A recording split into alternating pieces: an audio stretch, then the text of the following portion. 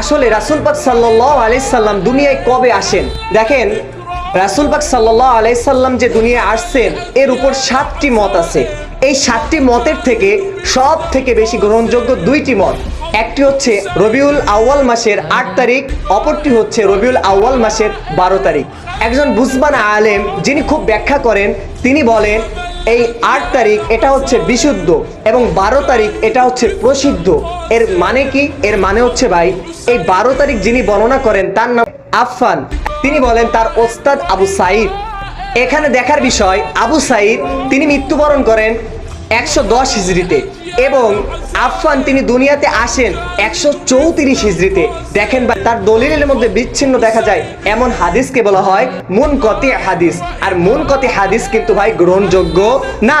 ভাই আমি কিন্তু এই কথা বলতেছি না যে তাদের হাদিস গ্রহণযোগ্য না, হ্যাঁ তাদের দুইজনের হাদিসই বুখারী শরীফে গ্রহণযোগ্য।